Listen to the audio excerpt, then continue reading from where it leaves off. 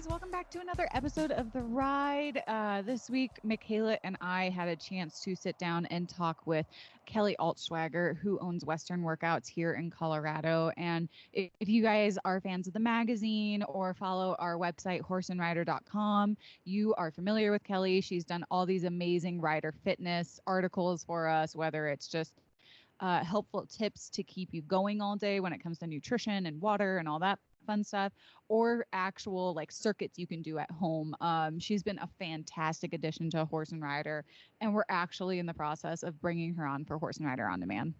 Yeah, you recently did a video shoot with her and got a ton of videos. So I'm excited for us to create those series and let people watch all of those workout videos and really get fit for their horse, because as we talk with Kelly, that is super important. Yeah, I think it's something that we kind of push to the side because I know like when I'm at the barn all day, like I'm tired by the end of the day. Like my body is hurting. Like I have been out in the sun probably, I haven't, probably didn't drink enough water. Like I'm exhausted. But Kelly talks about how important it is to not only like make sure that you've been drinking enough water, but like making sure that you're working out, because it's so true. Like you need that core strength to do barrel racing or cow horse stuff. Like you need that strength to stay centered in the saddle and ride your horse. And so I really, really love her approach to fitness for riding. And yeah, like you said, the videos, we got a ton of videos, and I think they're going to be things that people are really going to enjoy, and hopefully it inspires people to add fitness to their routine, especially while we're in like a quarantine pandemic where people don't necessarily want to go to a gym. You and I are like super fitness freaks. So we had a ton of fun talking to Kelly. And this was just a fun interview where, we got to chat with Kelly, and you and I even learned a lot. There's one point in the interview where Kelly says something about horse training, and Nicole and I kind of sit up and look at each other, and we're like, oh wow, that really clicks. So I think you guys will really, really, truly enjoy this episode, whether you are a fitness freak like us or not. Maybe you'll turn into one. So from here, I know Nicole and I could talk forever about fitness, and we probably do with Kelly. So we'll just talk about some current events now. So, a big current event that is the IHSA, which is the Intercollegiate Horse Show Association, just announced that they're introducing ranch riding to their lineup of classes. So right now in the western part of things, they do horsemanship and reining, along with some English events. But for the western side, it's always been horsemanship and reining, and ranch riding is something they are now going to have at their horse shows, which I think is such a great idea because it is a huge event. Yeah, so many people are getting involved in the ranch riding. I mean, if you just take a look at Facebook alone, people are loving the ranch riding classes, and they're wanting to learn more about it. And I personally find it to be a super interesting event. I don't compete in it, but I know, learning from Bud Lyon from our Horse and Rider On Demand videos, that it's really cool, and I have learned a lot through him. So I think that adding this event is something that's going to be a lot of fun for the Western college riders. Yeah, absolutely. And like you said, our good friend Bud Lyon, who is a part of our on-demand program, he is a ranch riding guy. He's won the world show in it. And actually he's at the Youth World right now. And one of his customers just won the 13 and under ranch riding. So he's definitely, if you are interested in learning more about the sport, definitely check out our videos. Bud is the go-to guy for that stuff, along with the reining. Yeah, he is the master of ranch riding. I mean, just take a look at results, and the proof is in the pudding. But speaking of Bud being at the Youth World Show, that is going on, and Bud has actually taken over our Instagram for the past few days and is continuing to do so. So if you guys haven't been to our Instagram, go check out our Instagram highlights, and you can catch up on all the videos and then keep watching all of them, because we are getting some really cool behind the scenes action with Bud right now, getting a look at the Youth World Show. I haven't ever been, so I know that I'm learning a lot, and it's really cool to see all of that stuff. Yeah, the youth world was a huge part of my youth career because I showed the quarter horse stuff. And so it's always been so special to me. But I think the really cool thing about the youth world, and I'm hoping Bud has a chance to show this on our Instagram, is each team competes as a state. So like you're stalled with your states and you have to do stall decorations, and whoever has the best stall decorations wins. There's a contest. And so But it's just is the only time at a horse show where you're stalling with other people from your state and competing as a team to represent, you know, Illinois is what I represented because I'm from Illinois, but like you represented your team. And so it's really cool. But Bud is also doing interviews with a bunch of youth kids and you're learning about, you know, their first time showing there, learning about the brands, learning special tricks that they have with their horse, including Jojo Robinson, who just won the showmanship on her reining horse, who is now a ranch riding horse. But she does a little trick on him. And so it's just, it's fun stuff. And I love seeing these kids having fun, even though we are in a very weird time right now. Yeah, I think that that's super important that we're still letting these youth kids and the youth in general in our country have fun. So I think the horse kids are at an advantage that we're still making it a priority for them to be able to show and get that, that experience in their life because, some of these kids, this might be the one time that they're able to do it or they're starting to age out and they want to get their last show in as a youth. Yeah, absolutely. Speaking of recent horse shows and events, you got to go to Cheyenne, and that was the first time that you've competed at that arena, right? It's a pretty special arena for the barrel racers and the rodeo people. Yeah, so the Frontier Park in Cheyenne, Wyoming is like a huge deal. And they normally, to my knowledge, don't let very many events happen there other than the Cheyenne Frontier Days. So having this barrel race held up there was kind of a huge deal. Granted, it wasn't on the same exact pattern that's ran at Cheyenne Frontier Days, but it's still pretty cool to be able to run in that arena and, get a feel for the dirt because I was actually going to enter that rodeo this year. I, filled my pro card this past summer. So I was going to enter the pro rodeo, but the pandemic kind of canceled that. So, this was a good second best and kind of let me and my horse get a feel for it and see, do we really have what it takes to be able to compete against all of these people? And, is this arena going to suit my horse or, is it just going to be a waste of money if I go up here and run? And, I learned that I don't think it's going to be a waste of money. I think my horse is going to do really good up there. Yeah, you actually you ended up third out of like 250 people. Yeah, I was fourth out of 250 and then seventh the next day. Everybody really sped up, and there were some really nice horses there. So I'm pretty proud. And then I ended up third in the average. So being That's third in the awesome. average is really awesome. So I'm really proud of my horse and being able to go up there. It was just kind of a dream come true because I was going to go to another race and I saw this one pop up and I was like, no, no, no. We are going to Cheyenne. It's only an hour and a half from my house. So I will make the drive back up there 2 days and make some runs. And actually, our other editor, Chelsea Schaefer, ran up there too. She's also a barrel racer. So it was kind of fun to get to see her after some time in, at staying at home. We're not all working in the office. So it's kind of fun to catch up with her and see her at a barrel race. But yeah, it was something that was really unique. And I'm excited to maybe they'll do another barrel race again up there. But if not, I'll for sure be at the rodeo next year. So, I know that I don't have a lot of experience with the barrel racing or the rodeo circuit or any of that, and maybe some of our listeners don't either. Can you explain like the pro card and how that works? And are they gonna, does it go over to 2021 so you don't have to worry about like refilling it? Yeah, so I had my permit up until the beginning of July, which on your permit you have to win $1,000. So after you win $1,000, then you have your pro card, which then any money that has been won over your $1,000 counts on your pro card, which you have the rodeo circuit and then you have the divisional barrel racing circuit, which I do more of the divisional barrel racing circuit.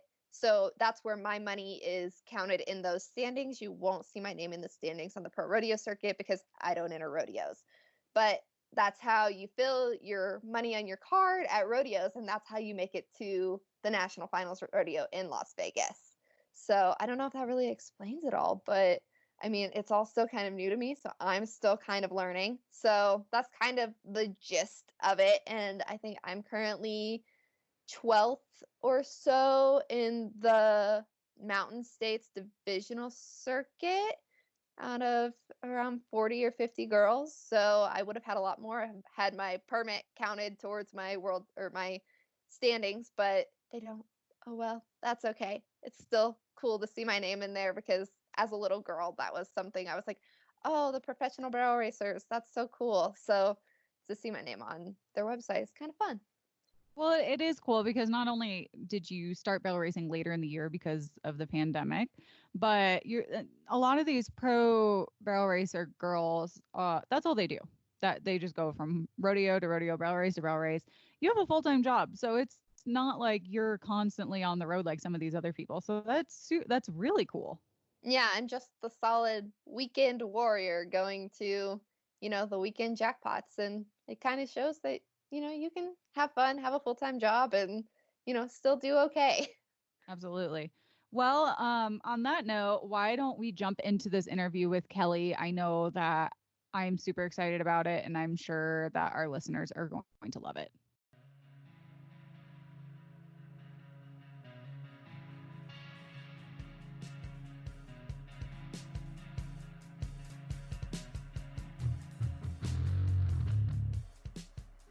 Today we're joined with Kelly Altschwager of Western Workouts, and boy, is she going to be a fun guest on the podcast today. She's shown Rainers. She does some of the trail riding out in the back country. I mean, you do it all, but also you focus on fitness for horse riders, which I think is really important because a lot of people forget that we're also athletes with our horses. So thank you so much for joining us today. We're so happy that you could come on our podcast. Oh, thank you so much for having me. You've been a long time contributor to Horse and Rider. You've done some other stuff for Active Interest Media, which is our parent company, and you're actually going to be doing some stuff for Horse and Rider On Demand, which I'm so excited about. I think it'll be really, really nice to complement the horse training with the fitness training that people can do when they don't get to go to the barn. So be sure to look out for that. But we want to dive deep and kind of learn more about who you are and how you even got involved in the horse industry to begin with. Absolutely. So I grew up riding. I grew up in the Midwest. Started taking lessons when I was really, really young. I didn't come from a horse family, and got into in my, I guess, early teenage years, maybe a little bit younger. Started showing Western and English pleasure horses. Kind of got into all around horses from there, and then got into jumping pretty heavily. And then after I graduated high school, I moved out to Fort Collins, Colorado, and worked for a stock contractor. I've worked for some horse trainers. So when I moved out here, I really got to focus on Western performance. And my whole life has pretty much been based around either horses or fitness and sports, however you want to look at it. And I was really lucky enough to, after moving out here and getting into cow horses, reiners, you know, I guess when I worked for that stock contractor, I'd like to say I can rope. Physically, I can attempt it, but that's about as good as it gets as an attempt. But it just kind of really showed me the need for physical fitness just beyond working out kind of mindlessly for competitive riders and even your everyday recreational riders. Riding is such a physically demanding sport, and there's so much to it on so many levels. And it's amazing what can be changed both through horse and rider when you focus on bettering yourself in the saddle.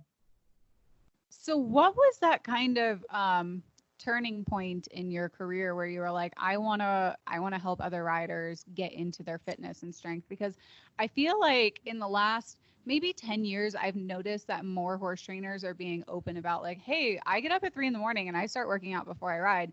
But I don't remember that being the norm when I was growing up. I would absolutely agree with that. I mean, I remember, similarly growing up, riding was the exercise and going out and dropping your stirrups for hours on end. And that was the work. It was definitely after I'd moved out to Colorado. I had ridden for a couple of performance trainers. And during that time, I had also had my kids. So I think, we all know the challenges that come with being a mom and training horses and schedules and just having, newborn babies to tend to. And I was lucky enough, some of the people I worked for, let me bring my kids along. But it was while I was there and working on my own fitness after having kids and watching my ability with everything from, young colts and getting out of their way so they can learn better and smoother and faster instead of kind of fighting each other, all the way to, just keeping non-pro horses fine-tuned. And again, having the ability to have the body control and timing and spatial awareness. I noticed it in myself as I tried to, get back in shape after having kids, but it was also in working with some different non-pros and, how some horses really are hot rods and they don't babysit us quite the same, and seeing the struggle between different riders or owners and their horses. It's not about not being able to ride or not being a good rider, it's about being a better rider. And it was through that time at those performance barns where everyone there can ride, but everyone wants that next step up and to address, even if it's mobility issues, flexibility issues, just to enjoy riding more, to not have it hurt your knees or not have it hurt your back or hips. It was being really surrounded by such a plethora of people on all different levels and all different, age groups and genders, and seeing the different struggles from one to another, and really kind of putting together, hey, I have the education and personal training, nutrition, physical fitness, and I have the ability here horseback to truly apply it. I'd like to say most trainers could help their clients that are riders, in general. But I think the true application of horsemanship and the physical demand of it was something that made me really excited to just know that, hey, there is a little bit of this disconnect, especially in Western fitness. I think some of our dressage riding, jumping, there's more fitness, I don't know if I want to say programs, but information out there. And our Western disciplines kind of were missing it. And they're just as physically demanding. So it was really exciting for me there just to see that disconnect, and then decide, what, I'm going to be the connector for it. Absolutely. And I feel like a lot of Western riders think that they can get their workout in just by, like you said, dropping your stirrups for a day, Mm-hmm. or we go and throw bales and Yep. do all the stuff at the barn, and that's enough. But can you explain to our listeners why it is so critical to have a good fitness background, not only for yourself, but for your horse? Absolutely. So I like to usually start by comparing it to what we do for our horses. If we really stop and break down what we do for our horses, whether it's the team of people we create for them, from their vet to their farrier to equine massage, equine chiropractic work, the time we spend in the saddle or their trainers spend on them, balancing them out. I like the analogy, if your horse is kind of stiff or tight to one direction, you don't just stop riding them that way. You do more work, you bend them more, you do drills to help loosen them up, to even out their strengths and flexibility. And we really have to apply that same mentality to us. It's important for us to be balanced for our horses. They feel a fly on their skin. They're going to feel the difference, in one hip bone to the other or leg to the other, how we're sitting, and putting that time in is so crucial, because while what we do on a day-to-day basis, just owning horses, is very physical, a lot of times, because it's just such a, moving hay, tossing grain bags, filling waters, it can be mindless in the sense of its routine. We routinely do it daily. And a lot of times we wind up straining ourselves muscularly, through our ligaments and tendons, instead of strengthening them, because we're just getting by because we can. It's something we are physically capable of, but we're not engaging the muscles we need. We're not really mindfully showing up for what we're doing. And so I think putting in that extra time and effort outside of the saddle, doing, pre and post ride stretches, doing some workouts that are specific to the muscle groups we ride or we use when we ride, on top of some workouts specific to the muscle groups we don't use as dominantly to keep us balanced, it's night and day once you get back in the saddle. Well, and you kind of say, like you said, it becomes a routine. And Mm-hmm. I know, especially with this quarantine going on, like it was really hard to get motivated to go out and do, physical activity and just stay fit and all this. Yeah. But it's amazing how different my mindset got once I started working out again. And it's not just the physical part when it comes to actually being stronger in the saddle, but I think it's also like a mental thing and an energy thing, and it's just going to overall help. I couldn't agree more with that. I tell all my clients, and I'm sure, in the beginning, everyone rolls their eyes, but once it connects or once it clicks, I say often, keep your mind on the muscle and motion. And it's something I think every last one of us can apply, regardless of the discipline you ride, regardless of your day-to-day routine with your animals, with your horses, but keeping your mind on the muscle and motion and being an active participant in what you're doing makes it so much more, like you were saying, on the mental aspect, makes it so much more rewarding. You showed up, you didn't just go through the motions. And the more you show up, the more you get motivated, the more change you see, the more progress you see. And let's be real, the more progress you see, the more you want, because it starts to feel really good. It feels good to feel good. And then you notice your horse getting better and you feel better and you show up in a better mood and your horse is in a better mood. And it's really a come full circle on the physical to mental for both you and your horse. It really is. And it's so, like you said, it is so motivating being competitors in the arena, or, whether you're just trail riding, you really look at your horse and you worry about his fitness and his nutrition. And then sometimes as riders, we just really don't think about our own fitness and nutrition. And I think that, we're hitting a lot on fitness, but how does nutrition play into some of this? Nutrition it's so important. And ultimately, if you were, let's just say, for example, your main goals were losing body fat, gaining or maintaining muscle, at the end of the day, nutrition is that magic key factor. But even furthermore, it's your energy. Food is fuel. You need to fuel your muscles, or feed your muscles, and fuel your body. And it's very similar and the same as how we look at our horses. Let's say your horse is highly competitive. And even beyond that, let's just say he's a hard keeper versus an easy keeper. You really adjust their fueling systems by what you feed them. And we have to look at ourselves similarly. Is what I'm eating now, or whether it's a long weekend at a show or a long weekend out on the trail or a long weekend just working in the saddle. Let's say it's your day-to-day job, whether you're a trainer or you're cowboying. There's so many different facets to it.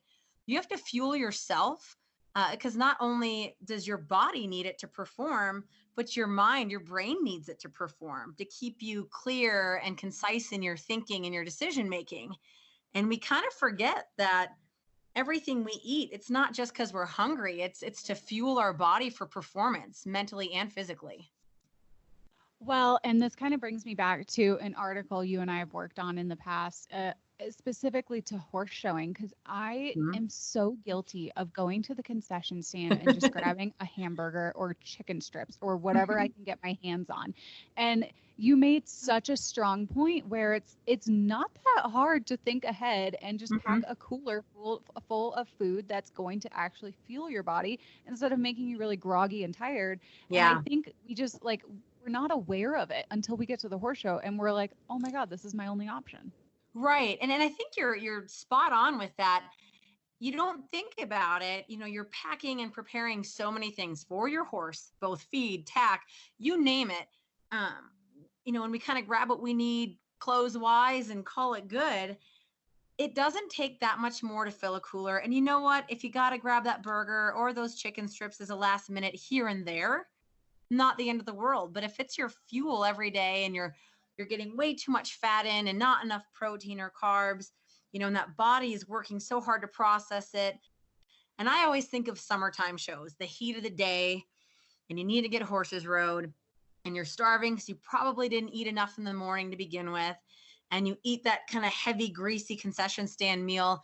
Like I can feel it I remember this from growing up, just that heavy kind of feeling in your stomach, and then you're so ready for a nap, but you need to get things done, and it's like you just become like a sloth in how you move.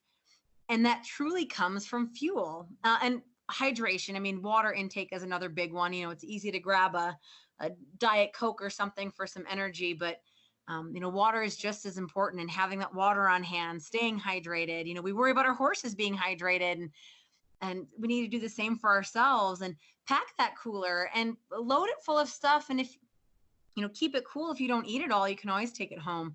But anywhere from pre-sliced fruits and veggies to pre-cook some chicken, or have some lean or low sodium deli lunch meat and string cheese or Greek yogurt. I mean, there's so many on the go options, and you would be amazed at just how much better you perform by preparing. I mean, same would go for trail riding or those big long weekend trips.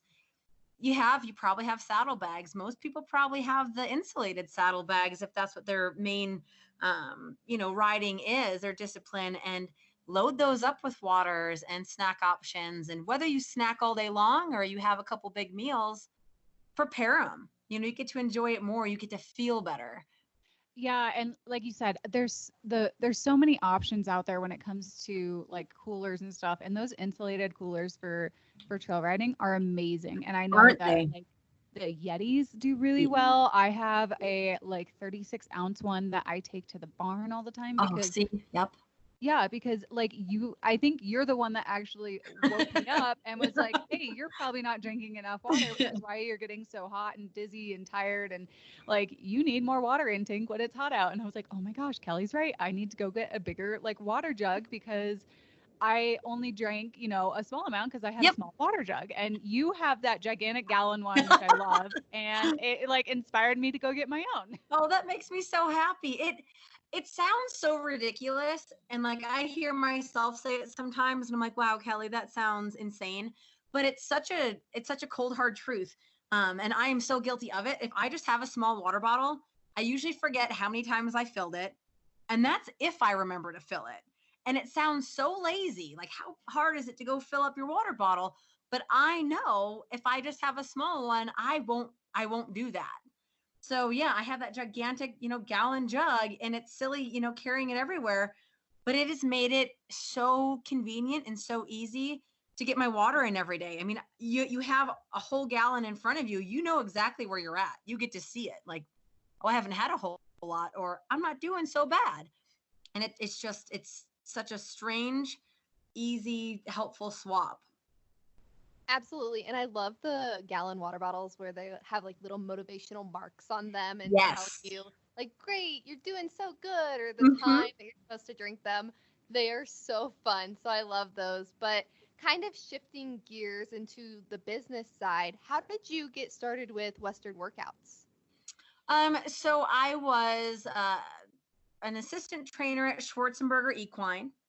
And at the time, they were actually, my oldest son was 5 or 6 in kindergarten. And so he'd go to morning kindergarten, and I'd pick him up and go down and work horses for the day. And they were so amazing about just, the family atmosphere and making it work around kind of my mom's schedule. And then I got pregnant with my second son. And I was able to ride through my pregnancy, but after having him and being a newborn, and my oldest son going into full day school, I was really trying to figure out, what was my best option. Being a good mom, still working because it's something I truly enjoy, and still helping people. And my whole life is kind of, like I said, been surrounded by either fitness or horses, one way or another. And I really didn't want to give up the horse end of it, but I knew I had to have an option where I could be, available and accessible to my kids' needs more often. And so that's when I decided, it's time to go into personal training, but I really want to fill that niche and still stay in the horse industry. And that's where the idea for Western Workouts came together, where I can, personal train face to face, one on one at a gym, and work that schedule around my kids' schedule, but I could also focus on rider fitness and the specific needs that riders have.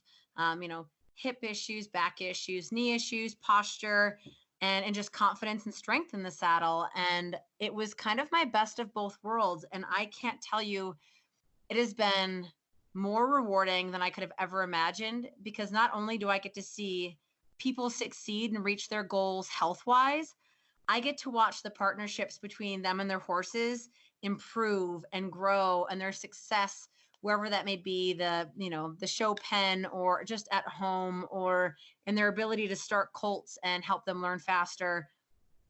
It's one of the greatest things I could have ever imagined. It's so rewarding to see it on both ends, and just see how happy people get to be with their goals with their horses, as well as their health in general. And can you kind of break down what all you're certified in? Because I know that you have quite a few different avenues that you kind of work from to have like a whole, you know what I mean, like a whole picture thing. Yep. So I'm an ACE certified personal trainer.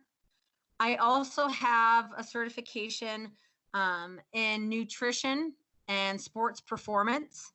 So, and then I actually recently just went and got a full certification in health and wellness coaching. So that's a little bit more of a kind of a preparation and mental end of it, when people aren't 100% sure about if they're ready to commit to programs, training, nutrition.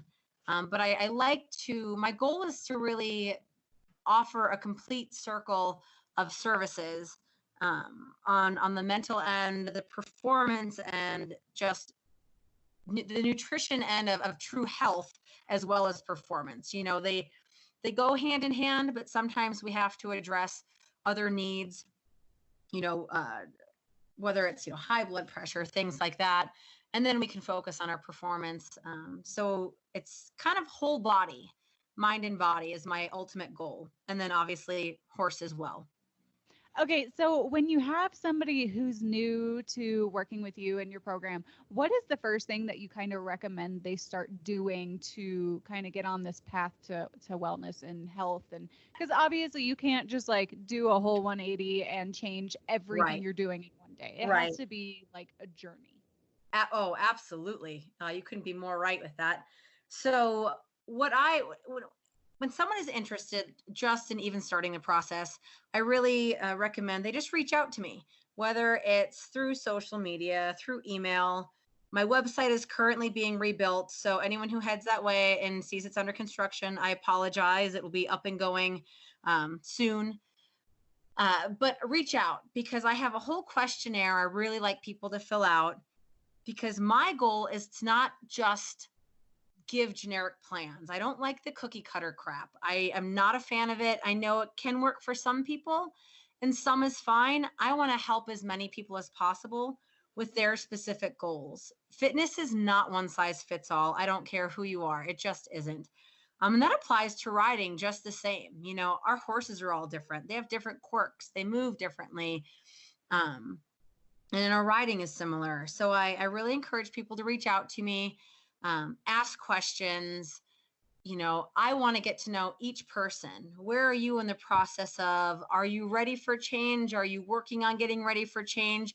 Are you like, hey, let's, go right now? And I get to know more about you, your goals, your current health situation. So nutrition, what you've been doing, fitness workout wise, if anything, any mobility issues you may have, whether it's in or out of the saddle, so on and so forth.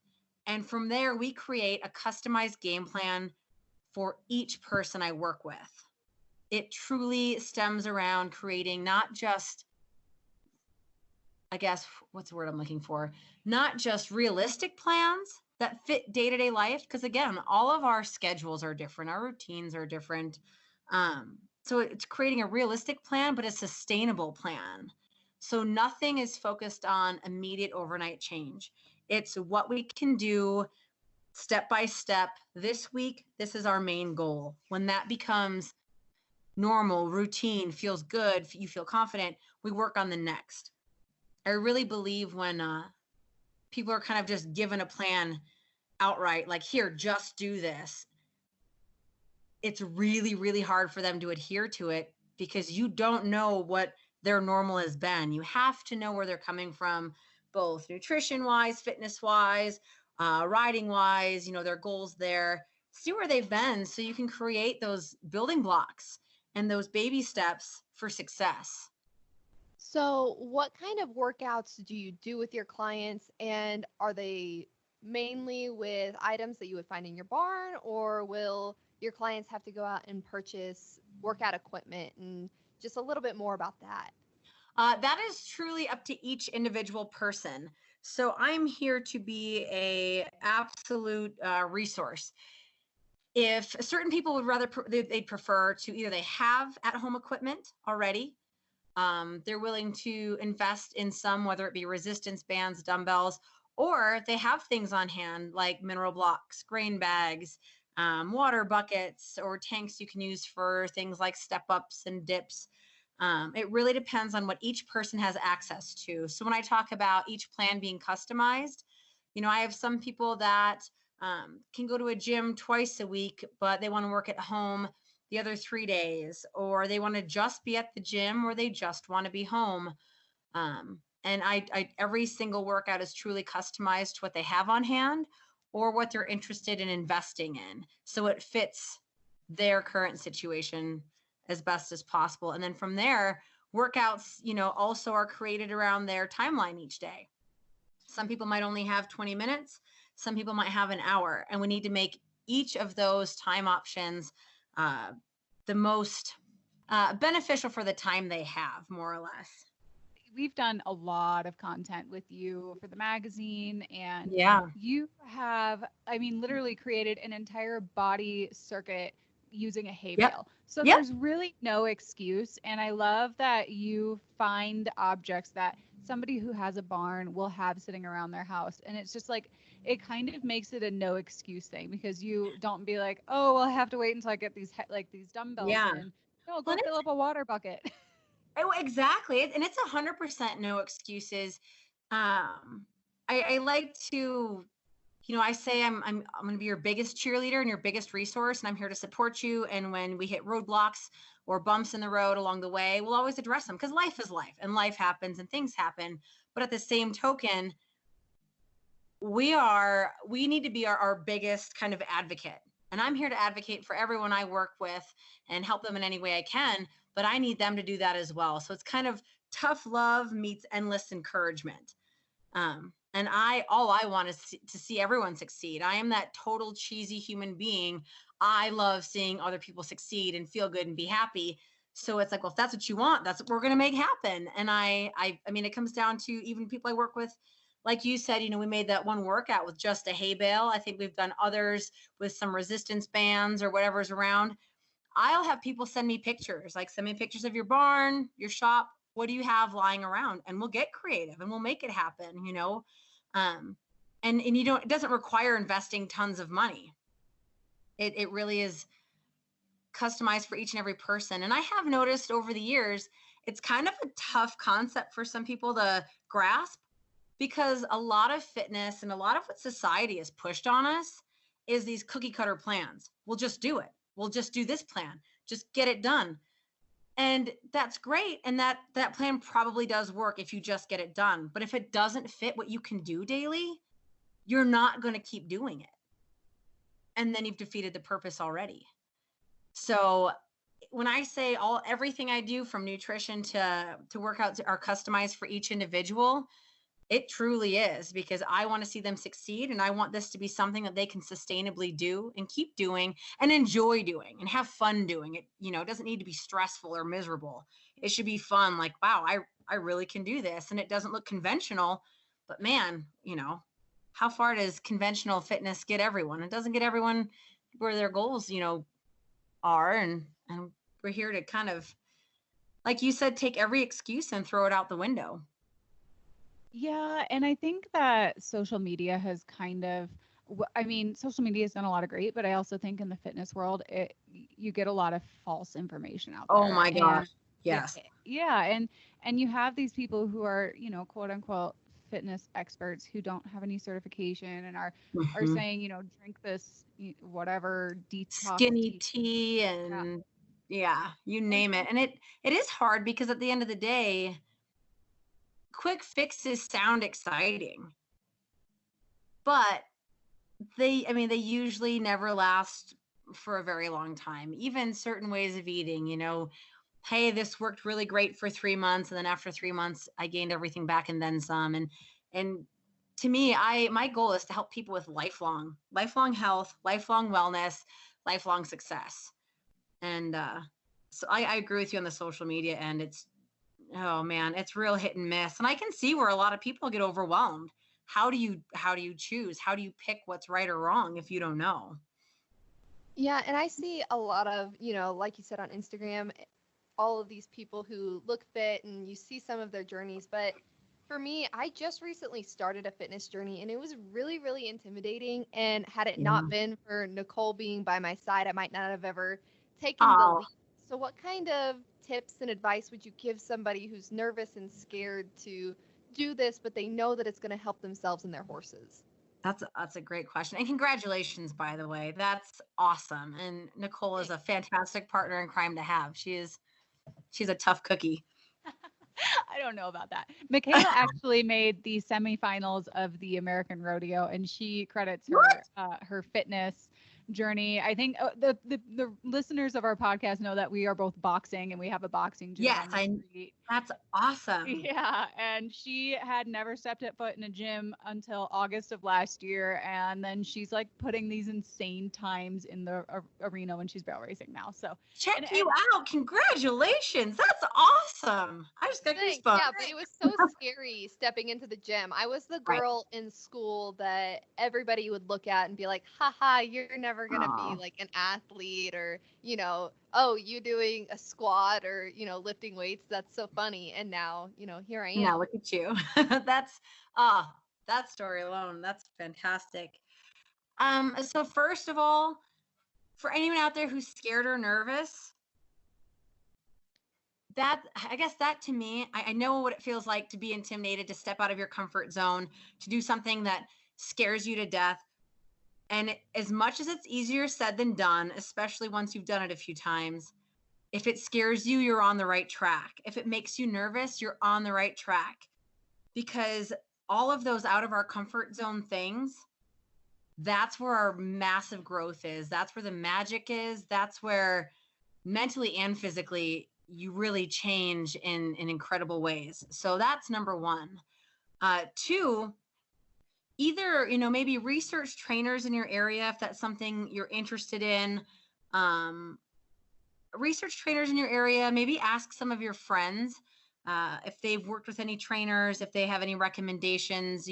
Friends who have been in the gym, have kind of been around the block a little. Because my biggest thing, especially when it comes to like hiring a trainer, is this is each individual selfish time. This is your investment in yourself.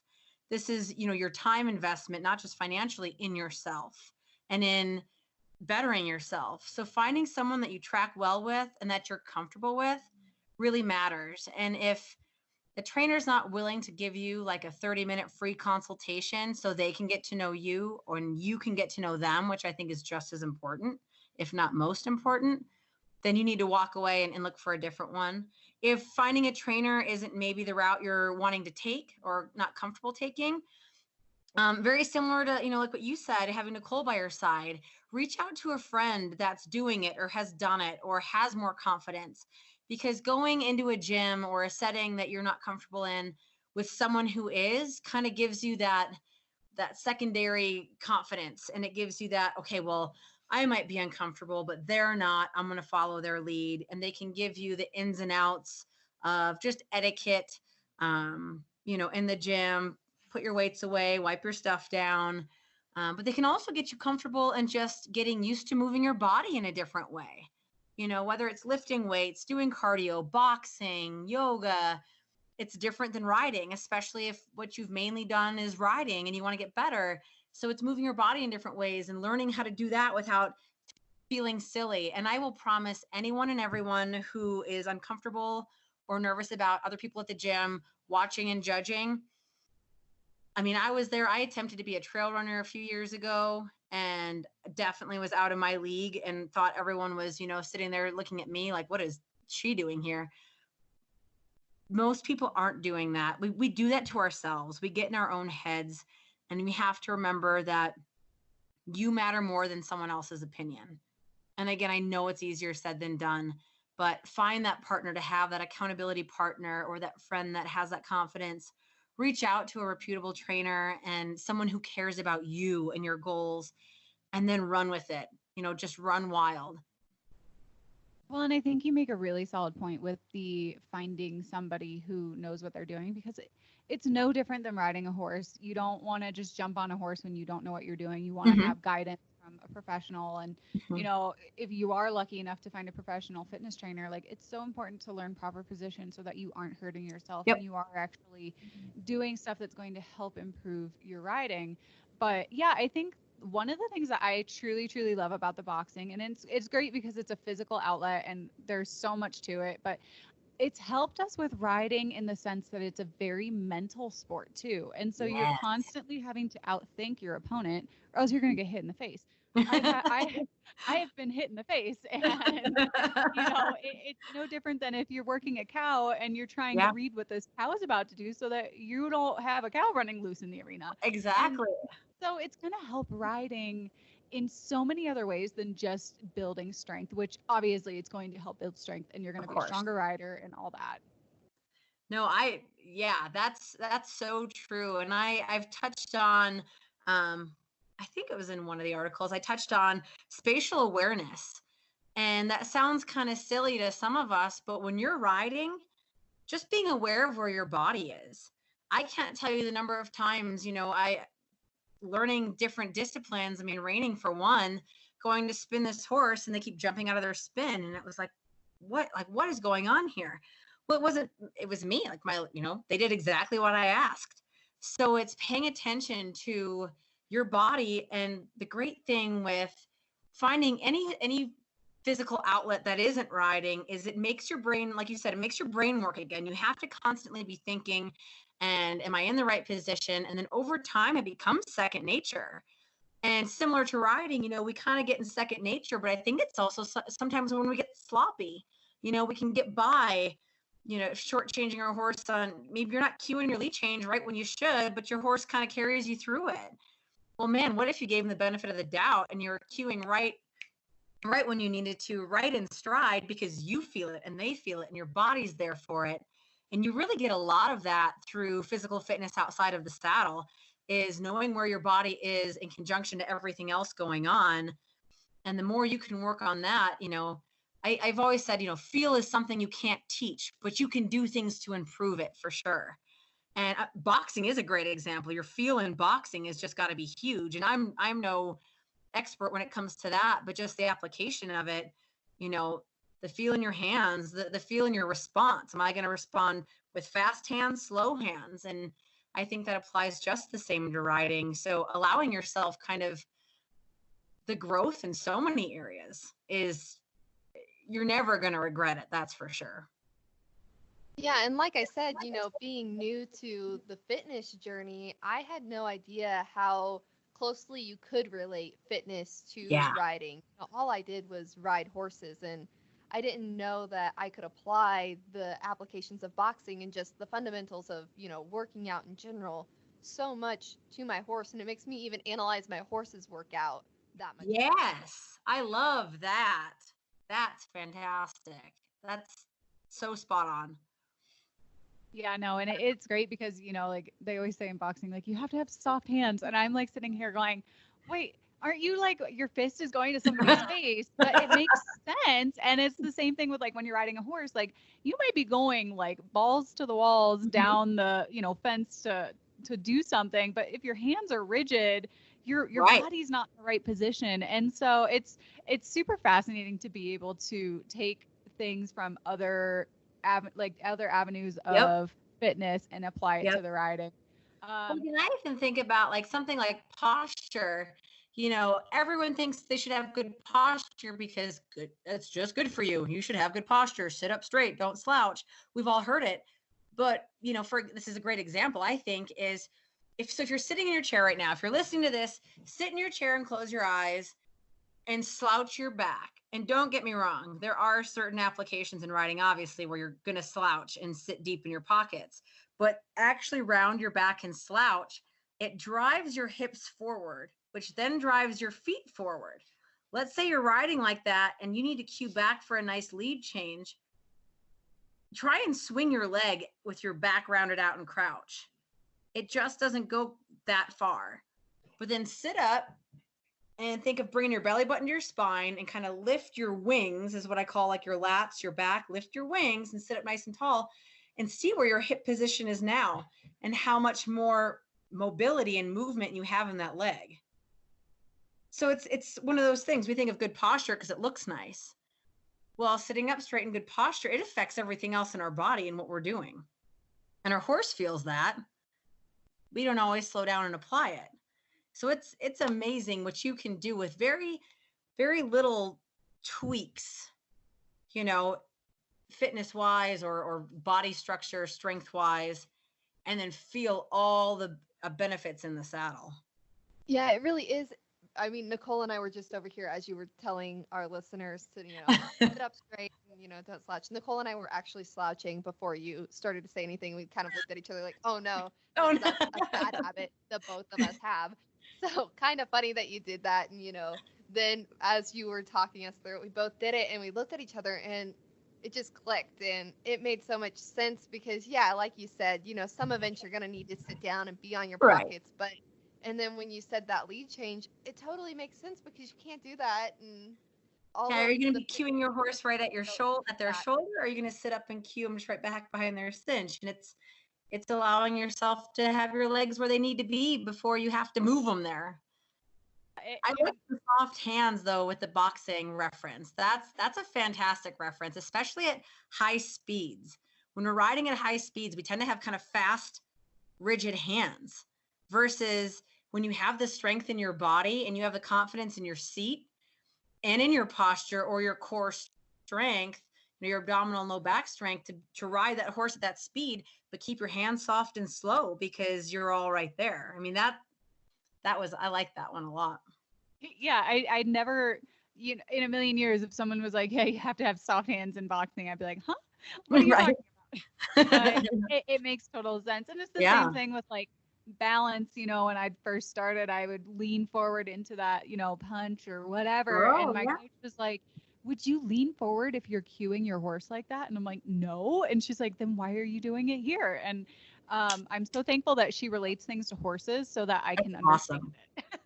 That's awesome. And that's the sign of a good coach or trainer in any regard. Whatever you find, if it's your time and investment and you're telling them, hey, these are my goals, even if they're not, a rider specialist or versed in riding, you'd like to think that they can make the application, and just in body and movement. That's awesome. We love our coaches and everything, but we want to know how you've adjusted your business during the COVID-19 pandemic and what has changed for you.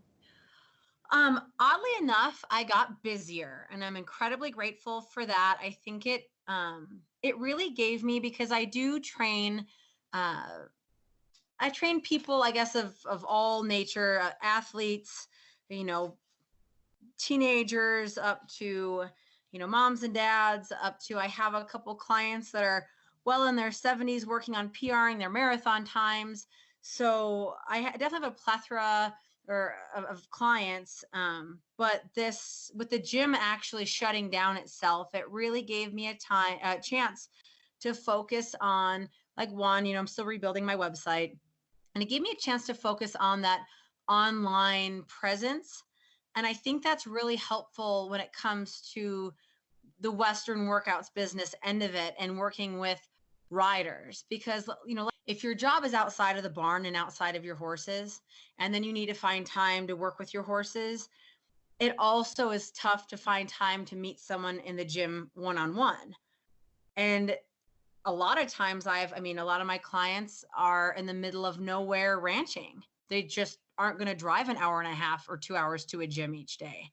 So it gave me a chance to focus on those people and reaching out to them and giving them that kind of 100% focus of like, all right, we're going to sit down and make a plan that fits you. We're going to do weekly check-ins. We have, daily. I talk with the majority of my clients daily, and that's kind of up to each of them. Some not every day and some every day, but and it gave me a chance to really apply. And this might sound silly, but because I work, part-time at a gym training people one-on-one, I use the gym a lot. And this really gave me a chance to own in on a lot of the workouts that I create and a lot of the workouts I've sent out and utilize them right here at my house, because I didn't have the option of going to the gym. And because I'm there, I use it, and I didn't have it to use. And it was really, really nice to do all of that right in my own backyard. And then I wasn't racing around like, all right, got to go to the gym and then get back and then work my horses. I could work out right on my back patio or right in front of my round pen. And then half the time, go toss jeans and boots on and keep my sweaty old tops and go work my horses. And it was so fun for me to put myself in that position that I ask my clients to be in.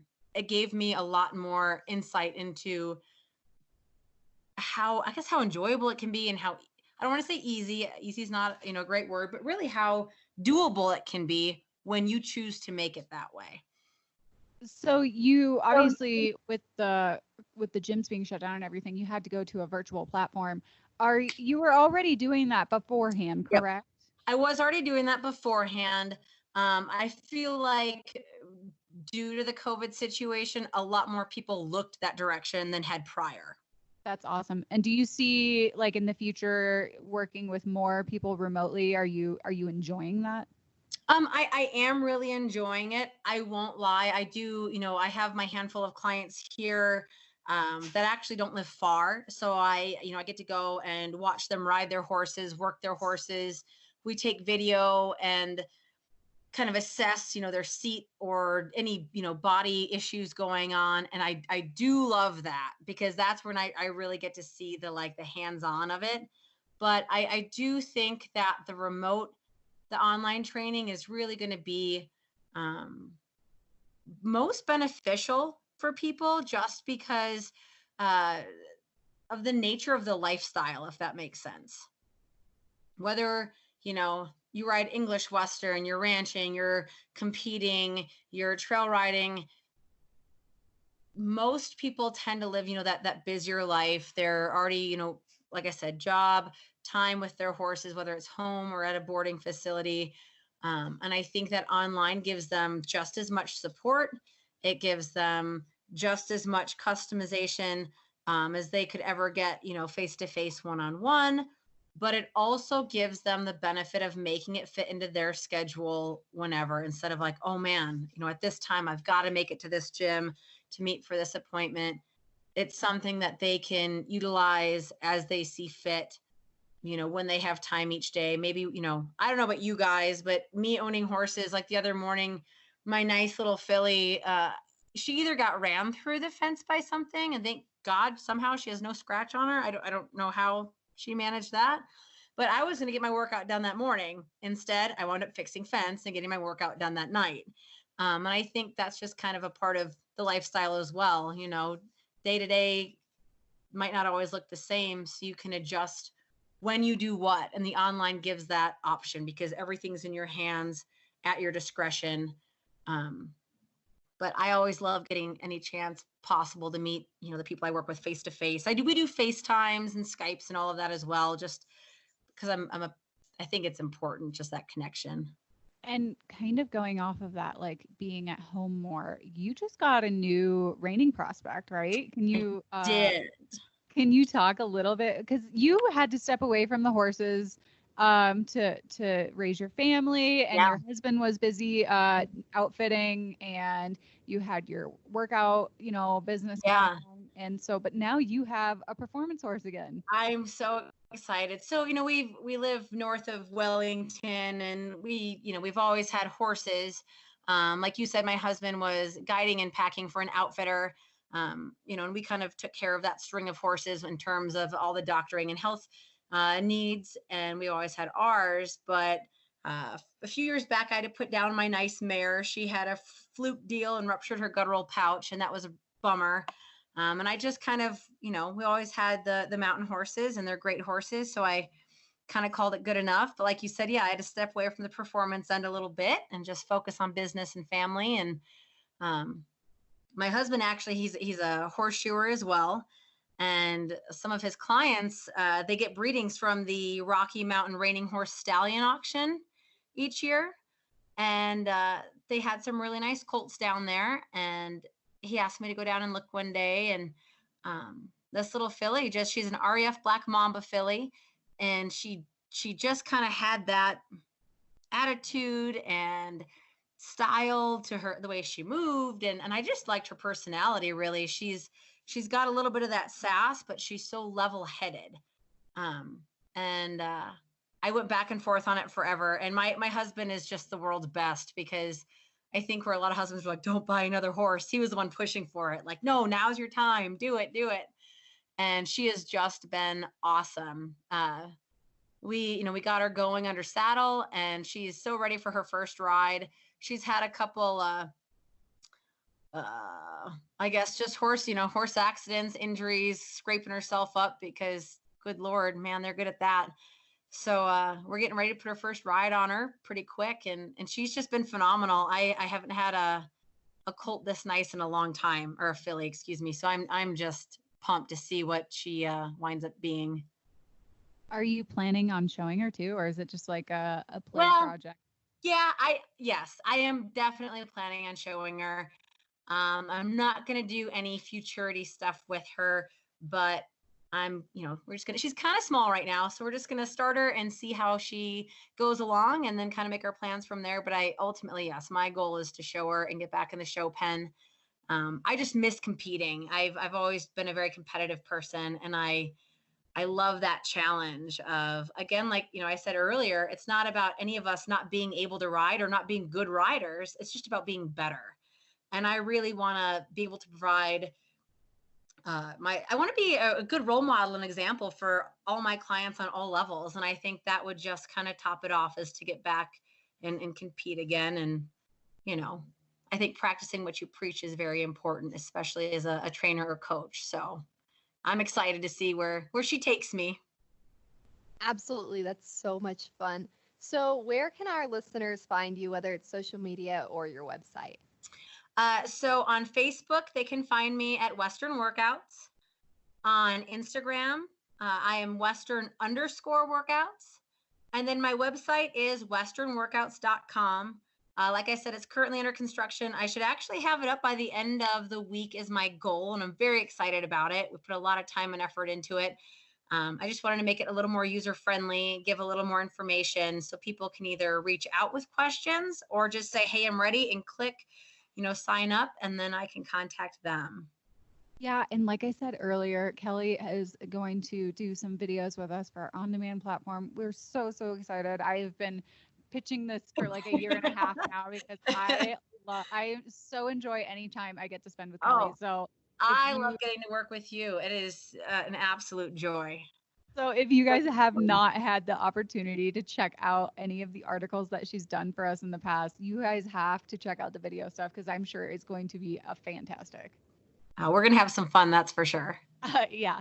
But thank you so much for doing this. We had so much fun talking with you. Oh, thank you guys for having me. I really appreciate it. Yeah, we're just so thankful that you're part of the Horse and Rider team. And we love that you bring a different kind of knowledge to Horse and Rider. And I think it's just as important as the horse training part. So thank you again. Oh, thank you guys. I can't thank you enough. It's been an absolute pleasure on my end.